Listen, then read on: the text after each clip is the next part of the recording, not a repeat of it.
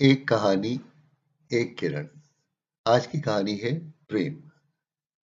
कहते हैं एक बौद्ध भिक्षु गुजरता था राह से।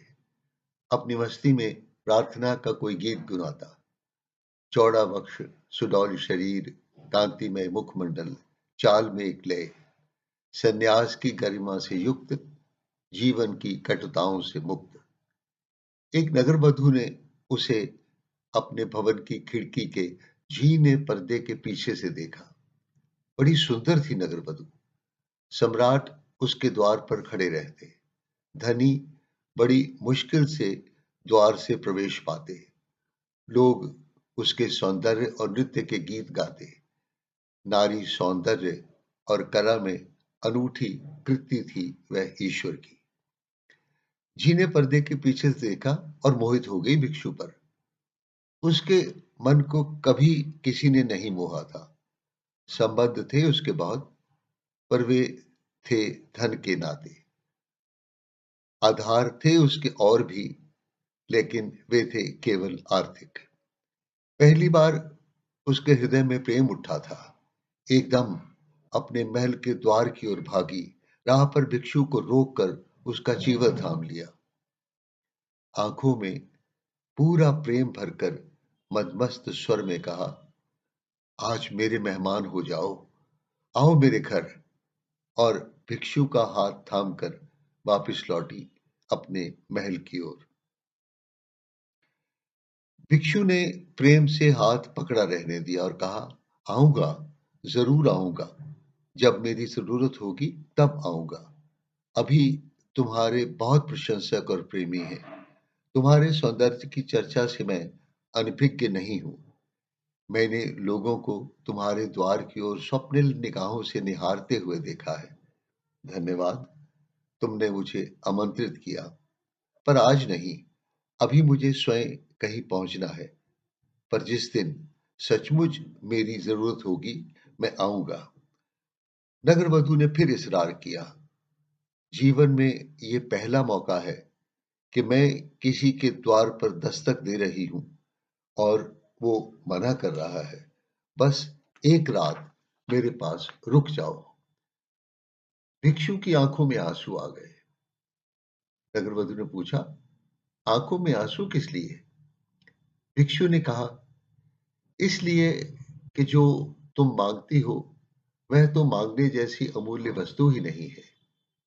जो तुम मुझसे चाह रही हो वह देने वाली भीड़ उत्सुक खड़ी है।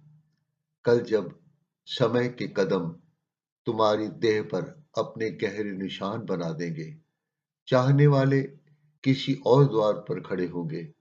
जिस दिन कोई नहीं होगा उस दिन मैं आऊंगा।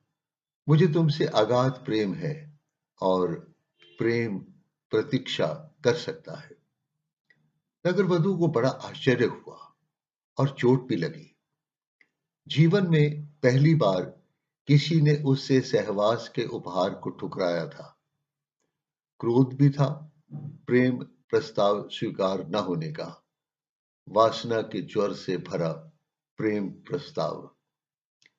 भिक्षु ने इनकार नहीं किया। अपने अगाध प्रेम की डोर में नगरवधु को बांध लिया। करुणा व स्नेह से भरा प्रेम का प्रत्युत्तर, और अपनी राह चला गया। 20 बरस बाद चिलचिलाती धूप में वृक्ष के नीचे सूखे होठों से पानी का अनुरोध कर रही एक स्त्री नगर पर बाहर पड़ी है। कोढ़ ग्रस्त से बदबू आती है। शरीर का कोई उपासक अब निकट आने को उत्सुक नहीं है। बस एक भिक्षु बैठा है सर के पास। बीच बीच में जब स्त्री को होश आता है तो वह घावों को साफ करते हुए धीरे धीरे कहता है, सुन, मैं आ गया। तुम्हारे निमंत्रण को मैंने मन में सजा कर रखा था। अब कोई तेरा चाहने वाला नहीं है, लेकिन मैं अब भी तुझे चाहता हूं और कुछ देना चाहता हूं तुझे। कोई सूत्र जो जीवन को सचमुच सुंदर कर दे, तृप्ति से भर दे। उस दिन जो तू मांगती थी वह देने योग्य नहीं था। सच्चा प्रेम ऐसे बिखर नहीं सकता। आज प्रेम कर मेरे की नई परिभाषा का। वह स्त्री उस रात दीक्षित हुई, भिक्षुणी की तरह मरी, परम तृप्त मरी, संपूर्ण शरीर और आत्मा से भिक्षु के प्रेम रंग में रची डूबी। यही काम और प्रेम में फर्क है। काम में लोभ है, काम मांग है, वासना है, प्रेम संतुष्टि है। काम कहता है कि जितना हूं उतना कम हूं और मिलना चाहिए। प्रेम कहता है जितना है बहुत अधिक है, थोड़ा बांट दूं। प्रेम खिला हुआ फूल है, सुगंध सर्वत्र बिखेरता हुआ, दिया है उजाला करता हुआ। काम और प्रेम की यात्रा विपरीत दिशा में है। काम मांगता है प्रेम, भेंट करता है सुख।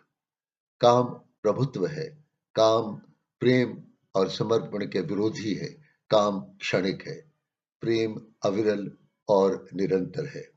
काम अंश से है, प्रेम संपूर्ण अस्तित्व और व्यक्तित्व से है। काम का नशा उतरता है और प्रेम का नशा चढ़ता है। और फिर एक ऐसी घड़ी आती है जिसके बाद काम के अभाव से प्रेम का आविर्भाव होता है। न जो धर्म की सीमा पहचानता है, न जाति की, न राष्ट्र की, न रंग की। बस एक गंगा बहती है, उज्ज्वल, निर्मल, औरों को शीतल करती हुई, और प्रेमी के पूरे अस्तित्व को शीतल लहरों के रथ पर बैठा जीवन के उद्गम स्थान से साक्षात करवाने के लिए निरंतर आगे बढ़ती हुई।